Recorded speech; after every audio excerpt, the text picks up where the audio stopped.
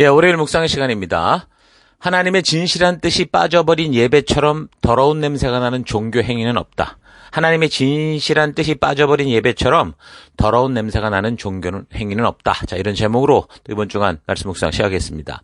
자, 우리는 지난 주간 열왕기 하서의 역사적인 순서를 따라 아모스서에 관련된 내용, 그 역사들을 살펴보았는데, 자, 이번 주간에는 또 계속 이어지는 역사로서 호세아서를 살펴봅니다. 항상 말하지만 성경의 모든 책은 그것을 읽고 묵상하기 전에 이 책이 언제 어디서 누가 왜 적었는지를 먼저 알아야 됩니다. 그러니까 먼저 숲을 보고 나무를 봐야 하는 원칙이죠.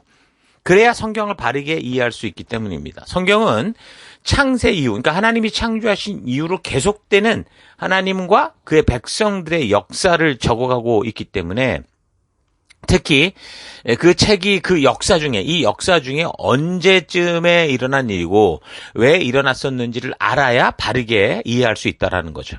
자, 그런데 여러 성경에는 이 책이 누가 적었고 언제 적었는지를 밝히지 않는 그런 책들이 많이 있습니다. 자, 그래서 이제 바르게 해석하는 일에 있어서 이제 어려움이 있는 거죠. 그래서 이번 주 우리가 살피는 호세아서 같은 경우는 다행히 본문 자체 안에서 정확하게 언제, 누가, 왜 적었는지를 밝히고 있습니다. 자, 그래서 이번 주간에는 이제 호세아가 1장에서 14장까지인데 1장에서 3장까지 살피면서 서론적인 부분을 포함해서 본문을 바르게 이해할 수 있도록 하는 안목을 우리가 살펴가려고 합니다. 먼저 1장 1절입니다. 우시야와 요담과 아하스와 히스기야가 이어 유다 왕으로 다스리고 북이스라엘에서는 요아스의 아들 여로보암이 왕이 된 시대에 부엘리의 아들 호세아에게 임한 여호와의 말씀이다. 이렇게 말합니다.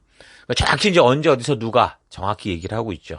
그러니까 호세아 선지자가 활동한 시기는 유다 왕국으로 따지면 우시야, 요담, 아하스, 히스기야 왕까지 이렇게 언급이 되고요.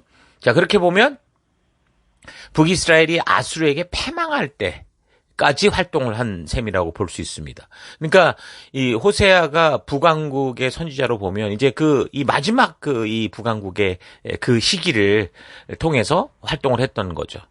그래서 남유다의 악했던 왕이 아하스였는데 아하스가 통치하다가 그의 아들 이제 히스기야와 섭정식으로 이렇게 통치해 나가는 그 시기. 그러니까 BC 722년경에 북이스라엘이 결국 약 한 210년의 역사를 끝으로 저 북방의 아수르 민족에게 망해서 결국 흔적 없이 사라지게 되죠. 그래서 북이스라엘의 왕으로는 그때 이제 여로보암 2세가 지금 이 호세아 이 시기에 언급이 되는데 지난주 살핀 그 선지자 아모스도 동시대에 조금 앞서서 활약을 했었고 이제 호세아가 또 이어서 활동을 하는데 거기에 이제 그 시대 이제 선지자들이 이사야, 미가 같은 선지자 그러니까 다 비슷한 시기에 보냄을 받았는데 이사야, 미가는 이제 남쪽 왕국에서 외쳤죠. 그러니까 이번 주간 살피는 호세아 선지자는 북이스라엘의 마지막 왕 호세아 이 사람하고 다른 인물입니다.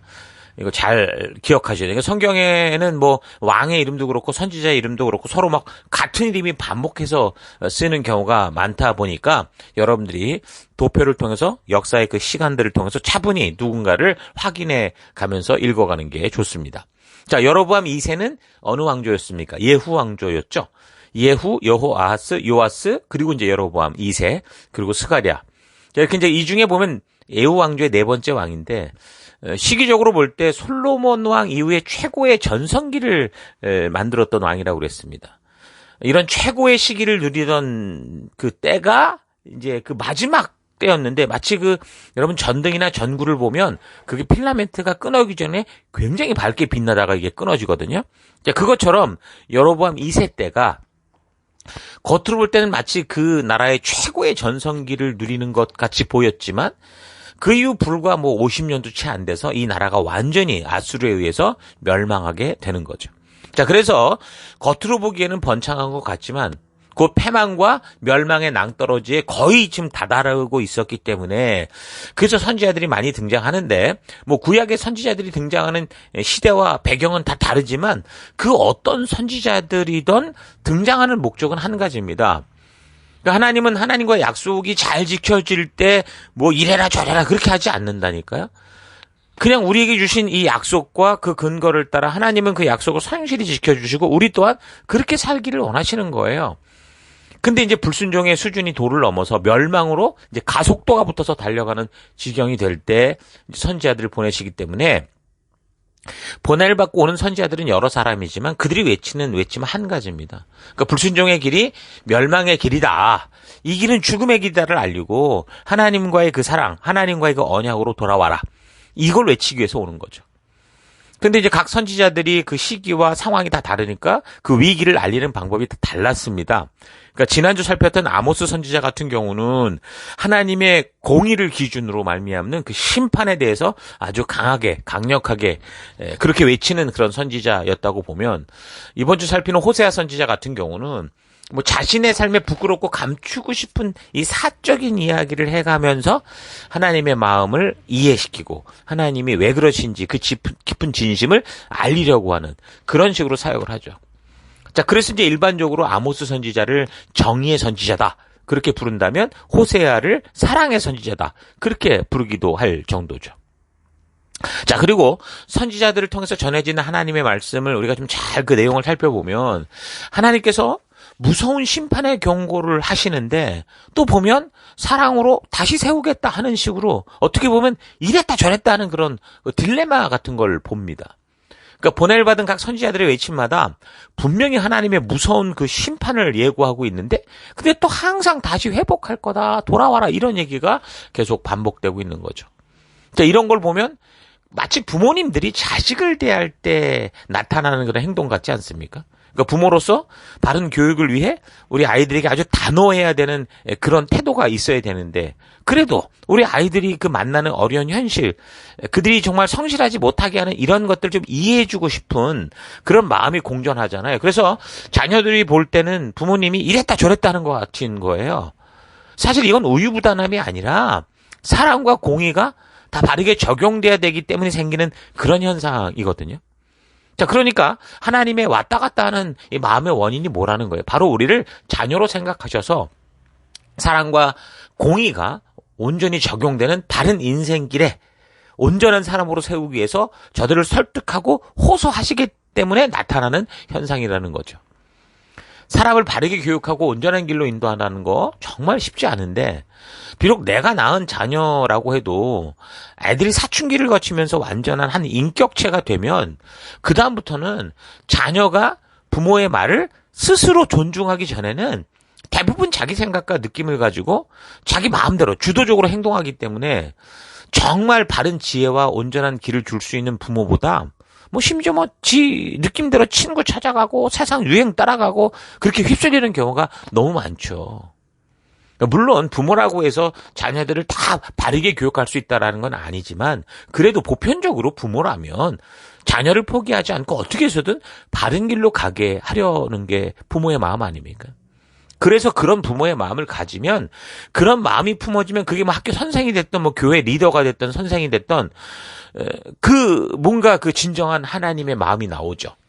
관심과 포기하지 않는 사랑으로 하나님이 사랑하는 그 한 사람을 그래도 조금 더 바른 말씀의 가치가 적용되는 길로 이끌기 위해서 설득하고 호소하고 무릎 꿇고 울고 야단치고 그러니까 주님이 주신 그 사명을 감당할 수 있게 되는 겁니다. 그래서 우리 교회 속에서도 우리가 지금 리더를 세워갈 때 단 하나인 거예요. 그런 하나님의 진심을 알게 해서 하나님의 마음을 가진 자, 하나님의 그 심정을 가진 사람으로 세워가려고 하는 거죠.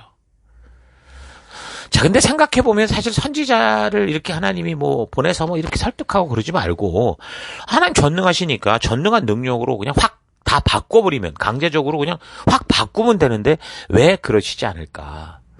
왜냐하면 하나님은 사람들을 마음대로 조작하거나 억지로 끌고 다니는 게 아니라 인간 각자에게 주신 그들의 자유의지, 하나님이 창조하시면서 주셨던 그 자유의지를 통해서 인간 스스로 행하도록 하시기 때문에 그렇습니다. 자, 그러니까 하나님께서는 우리를 당신의 소유물, 당신의 재산으로 보는 게 아니라 한 생명, 온전하고 완전한 인격체로 보시는 거죠. 그런 면에서 볼 때 하나님이 우리를 그렇게 존중할 정도로 보기 때문에 인간이 마치 신과 같은 그런 존재일 정도, 그럴 정도로 우리를 대해 주신다라는 거야. 근데 요즘 뉴스를 보면 이런 일이 있죠. 종종 재정적으로 파탄이 나거나 부부들의 관계가 꼬일 때 어떤 사람들은 자신의 어린 자녀들을 먼저 죽이고 자신도 뭐 자살하겠다. 이런 뉴스를 봅니다. 여러분 이거는요 부모가 정말 자녀가 막 내가 없어지고 나면 얘가 어떨까 걱정스럽고 염려스러워서 하는 그런 사랑의 행동이 아닙니다. 착각하는 거예요. 하나님이 맡기신 이 소중한 이 생명을 자신의 소유물이라고 생각하기 때문에 완전히 그게 잘못된 생각이죠. 좀 창조의 원리와 하나님의 뜻과 너무나도 동떨어진 사탄에게 완전히 속아버린 죄악된 행동을 하는 걸 볼 수 있어요. 그러니까 하나님이 만드신 인간이 자유의지를 지닌 인격적 존재이기 때문에 하나님께서 그 백성들과 그래서 동행하신다 하시고 소통하신다 하시고 그래서 바른 길로 이끄시고자 하는 거예요. 당신이 창조하신 원리 안에서 하나님도 그렇게 일하시는 거예요. 내가 만들었으니까 내 마음대로 하겠다 하고 뭐 아이들을 죽이고 살리고 마음대로 하는 게 아니라고요. 그래서 하나님은 하나님의 진실한 마음을 만난 그런 하나님의 마음을 품은 사람들을 보내시는 거예요. 사람이 사람과 소통을 할 수밖에 없으니까 그렇게 하나님의 마음을 품은 종들, 그게 사사가 됐든 뭐 선지자가 됐든 제자가 됐든 사도가 됐든 보내셔서 당신의 그 마음을 진실한 뜻을 인격적으로 전하시고 그래서 들은 그 사람들 스스로 자신의 자유의지를 가지고 하나님과 약속한 합당한 길로 돌아올 수 있도록 그렇게 설득을 하십니다.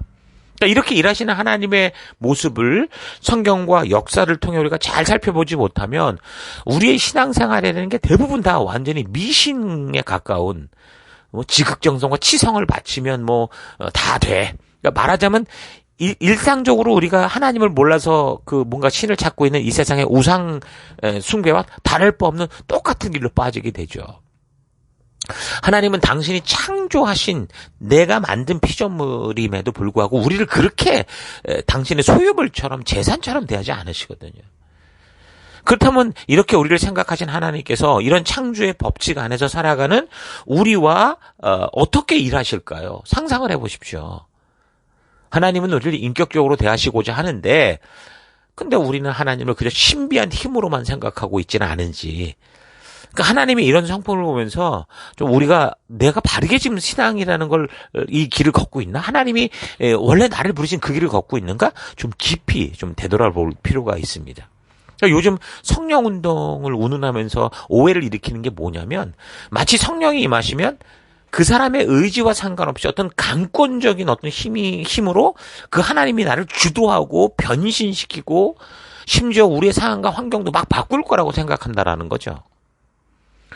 여러분 만약에 정말 그렇다면 이 땅에 우리가 지금 보고 있는 전쟁과 이 다툼들은 벌어지지 않아야죠.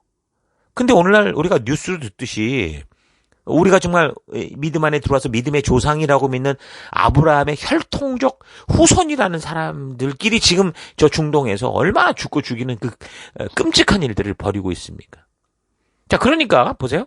삼위일체 하나님은 한 생명의 인권과 자유의지와 그 존재 자체를 소중히 여기고 그래서 하나님이 주신 자유의지를 가지고 스스로 행해서 하나님과 함께 하도록 이렇게 인도하시는데 근데 삼위일체의 한 분이신 성령 하나님께서는 강제적으로 사람의 자유의지와 상관없이 막 사람을 마음대로 휘두르고 모든 상황과 환경을 당신 마음대로 조작하신다?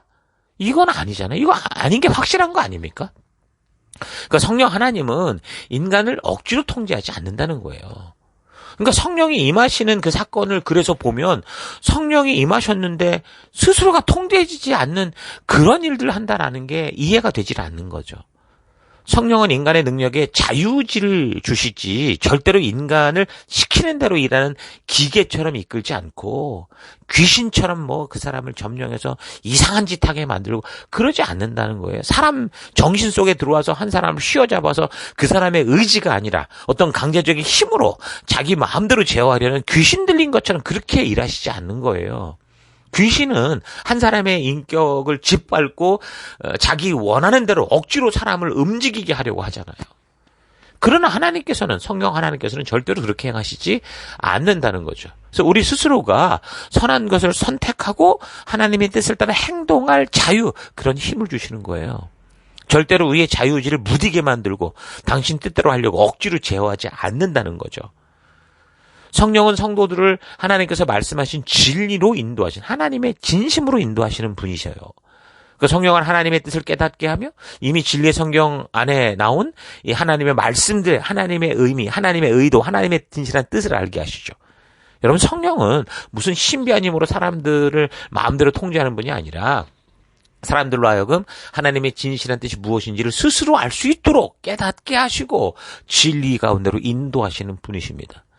여러분, 그래서 우리가 성령 하나님을 오해하지 말고 이 말씀을 통해 하나님이 전해주신 하나님의 의도를 우리 진리의 성령 하나님을 통해 바르게 알고 그 말씀으로 강해져야 된다는 거 잊지 마십시오. 자, 그러므로 그런 하나님의 마음을 가지고 그런 하나님의 뜻을 전하고자 오는 선지자들은 어떤 면에서 오늘날 성령 하나님께서 하시는 그런 일들을 하는 거죠. 신비한 능력을 보여주려고 오는 게 아니고 하나님의 말씀을 그대로 전하고 외치는, 하나님의 진심을 전하기 위한 그런 일들을 하는 게 이제 선지자다. 그게 바로 오늘날 성도요, 목사요, 강단이 돼야 된다라는. 그래서 우리가 온전한 그 선지자들을 통한 하나님의 말씀을 바르게 듣는 게 축복이라는 거예요. 하나님의 말씀을 그대로 전하고 하나님의 진정한 뜻을 전하는 그런 사람들, 그런 선지자, 그런 목사, 그런 강단을 통해 듣는 게 이게 축복이라는 거죠. 바른 말씀을 듣는 게 복입니다. 믿음은 들음에서 난다고 말씀하죠. 로마서 10장 17절. 물론 선지자들은 위기의 때에 오기 때문에 이 사람들이 전하고 던지는 말들이 좀 거칠 수 있어요. 듣기 힘든 것일 수 있지만 그러나 그게 바로 위기를 깨닫게 하기 위한 거잖아요. 그러니까 선지자들의 등장도 없이 바로 죽음과 멸망으로 가지 않고 뭔가 그 죽음과 멸망 바로 직전에 먼저 하나님의 뜻을 전하는 누군가가 등장했다라는 건데 이것만으로도 우리는 하나님의 사랑을 알 수 있는 거예요. 잘못하니까 그냥 칼로 무자르지 댕강 잘라버리는 게 아니라 계속 설득하시고 깨닫게 하시는 그런 어떤 매개체, 그런 어떤 존재를 보낸다라는 거 축복이죠. 그래서 우리는 이 선지자들을 통해 바르게 듣고 온전하게 들은 말씀을 살펴볼 필요가 있는 거예요. 그러니까 목사에게, 강단에게 이 말씀을 들을 때 그 말씀이 이 성경과 하나님의 약속과 맞는가를 분별해 볼 필요가 있는 거예요. 예수님의 성육신과 성령의 임재가 하나님의 신실함과 살아있는 사랑의 증거인 것처럼 예수님이 오신 게 그 증거잖아요. 하나님의 살아있는 증거고 예수님이 승천하며 보내신 성령의 임재가 하나님의 그 약속이 이어지고 있다라는 증거인 것처럼 선지자들의 등장 또한 그렇다라는 사실 잊지 마시고 우리가 지금 이제 살펴가는 이 선지서들 한 권 한 권, 한 장 한 장 빼지 말고 바르게 살펴가는 우리가 될 수 있기를 바랍니다. 하나님은 완전한 사랑의 하나님이시죠. 그러나 하나님의 그 사랑이요, 공의를 무너뜨리고 그래서 죄를 대충 덮어버리는 그런 사랑이 아니라는 걸 기억해야 됩니다. 그러니까 선지자들의 등장이 바로 그 증거죠.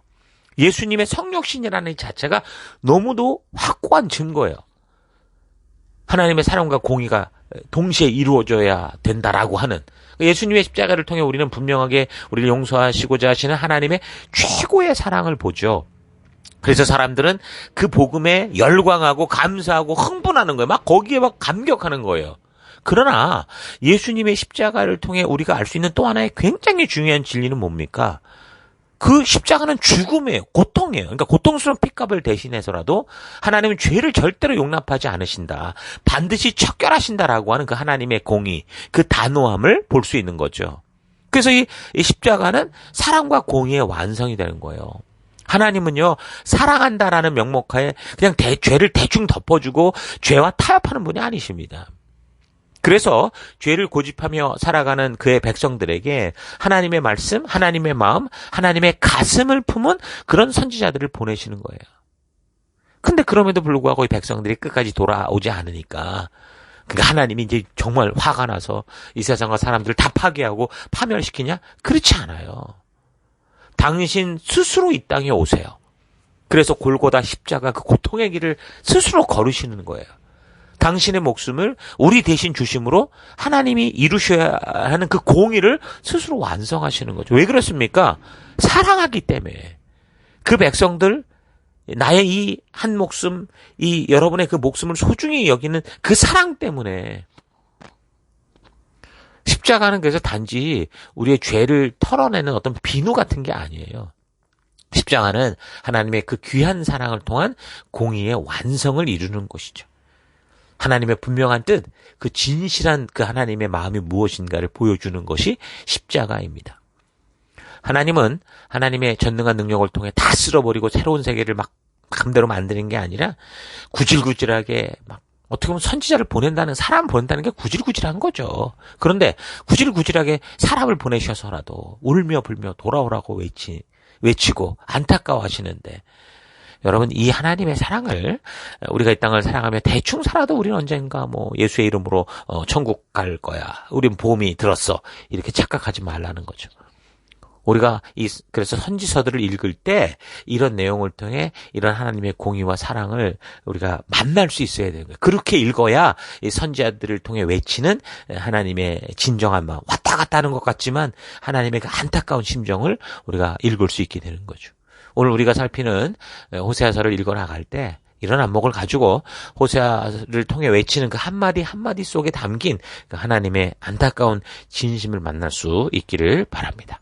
자, 오늘 하루 나는 하나님께서 사람들을 자유지를 지닌 인격적 존재로 창조하신 것에 대해서, 그래서 하나님의 일하심에 있어서도 당신의 전능한 힘과 능력으로 사람을 제어하고 통제하지 않으시고 우리에게 당신의 뜻을 알리시고 우리 스스로 하나님이 인도하시는 길로 나아가게 하시는 것에 대해서 바르고 온전하게 이 성경과 역사를 통해 깨닫고 있었는지, 아니면 그저 이 세상의 수많은 신들처럼 그저 지극정성 잘 바치면 내가 바라고 원하는 것들을 이루어주는, 그러니까 성경이 말하는 우상숭배와 같이 교회를 다니고 있었는지 좀 차분하게 되돌아보십시다. 하나님께서 사람들에게 자유지를 주시고 그래서 그 사람들에게 인격적으로 일하신다는 이 성경의 핵심 진리를 모르면 우리가 아무리 성경을 열심히 읽고 기도를 열심히 한다고 해도 결국 타 종교에서 입시 때마다 1000배를 하고 지극정성 치성을 들여가면서 자기가 원하는 바를 이루고자 하는 것과 단지 모양과 부르는 이름만 다를 뿐 완전히 똑같은 우상숭배의 행동을 하고 있는 것이 되는 거죠. 교회당에 왔으니까 예수님, 성령님, 하나님이라고 부르는 것일 뿐이고 교회당에서 행하는 저들의 종교적 방법을 택해서 행동을 하고 있는 것뿐이지, 살아계신 하나님께서 우리를 언약의 백성으로 불러 함께 맺은 언약과 그 언약으로 우리를 구원하여 초대하신 하나님의 진심을 알기 때문에 행하는 게 아니다는 거지. 그 우상숭배라는 거예요. 그래서 하나님은 시내산에서 맺은 언약의 그 처음 말씀이 뭐예요? 십계명의 1, 2, 3계명이잖아요. 하나님만 온전히 볼 수 있도록 하는 그 명령 정확하게 말씀해 주시는 거예요. 그리고 선지자들 보내실 때마다 말씀하시는 게 뭐예요? 이런 빗나간 신앙들을 알려주시면서 돌이키게 하는 거예요. 그 약속으로. 그래서 하나님의 진실한 뜻을 알지 못하고 행하는 그런 율법의 행동들을 하나님은 경멸하신다. 나 이거 너무 싫다. 이렇게 아주 강력하게 말씀하시죠. 이사야서 1장, 내용 전체가 다 그런 거예요. 이사야 1장의 내용을 보면. 너희가 나의 앞에 보이러 오지만 누가 너희에게 그걸 요구했냐. 너희는 내 마당만 밟을 뿐이다라는 거죠. 분명히 하나님이 모이라고 했거든요. 근데 이렇게 말씀하신다는 것은 그들이 그 모이는 그 하나님이 부르신 이유를 전혀 모른 채 자기들끼리 행했다라는 거죠. 그래서 하나님이 14절을 보면 그것들은 오히려 나에게 짐이 된다. 내가 짊어지게 너무 지쳤다. 너무 와가지고 이상한 짓들만 하고 가니까. 여러분, 아모스 선지자를 통해서도 이미 분명하게 말씀하신 걸 우리가 살폈고, 예수님께서 이 땅에 오셔서 처음 공생애의 사역을 시작하시면서도 행하셨던 일이 바로 뭐예요? 그런 거짓된 예배를 드리고 있는 이 성전을 완전히 청결케 하는 거였잖아요. 하나님의 진실한 뜻이 빠져버린 예배처럼 더러운 냄새가 나는 종교 행위는 없을 거예요. 하나님의 진실한 뜻이 빠져버린 기도처럼 더러운 욕심이 가득 찬 종교 행위는 없을 겁니다. 하나님의 진실한 뜻이 빠져버린 봉사처럼 위선적인 종교 행위는 없을 거예요. 여러분, 그래서 선지자를 보내 우리로 하여금 바른 언약의 길로 돌아오게 하시는 하나님의 그 인격적인 사랑의 마음을 잘 기억하고 각자가 보냄을 받은 삶의 또 곳곳에서 하나님의 언약 백성답게 하나님의 진실한 뜻을 알고 하나님의 진심을 알기에 그 누가 뭐라고 해도 우리 하나님과 맺은 언약의 길을 담대히 걸어갈 수 있는 여러분 되시기를 주의 이름으로 축원합니다. 정말 하루도 힘내십시오. 잠시 기도하겠습니다. 하나님은 단지 먼지일 뿐인 나와 인격적인 관계에서 함께 동행하시길 원하시는데 나는 단지 먼지로 된 피조물일 뿐이면서도 마치 내 스스로가 신인 것처럼 착각하고 하나님을 내 마음대로 이용하고자 하는 교만함 가운데 살아온 것을 회개합니다. 하나님의 진실한 뜻을 알고 바르게 부르심의 길을 걷지 않는다면 우리가 교회와 삶에서 행하는 그 어떤 신앙적인 행함도 하나님께 역겨운 것이 될 수 있다는 것 잊지 않고 다른 어떤 것보다 우리 하나님의 진실한 뜻을 따라 행하는 내가 되기 원합니다. 하나님께서 원하시는 것은 공의를 행하고 하나님 주신 사랑과 자비의 마음으로 우리 또한 우리의 삶에서 그렇게 하나님의 뜻을 따라 살아가는 것이다라는 거 잊지 않고 주의 길을 따라 기쁘게 걷는 내가 되기를 원합니다. 하나님의 진실한 뜻이 빠진 예배든 기도든 그 무엇이든 결국 더러운 냄새가 나는 종교 행위가 될 뿐이다라는 거 잊지 않고 오늘 내 삶 속에서 행해가고 있는 나의 이 믿음의 삶이 과연 온전한지 좀 되돌아보고 온전한 부르심을 따라 걷는 내가 되기를 원합니다. 그 길로 인도하시고 함께 하신 하나님 감사드리고 예수님 이름으로 기도했습니다. 아멘.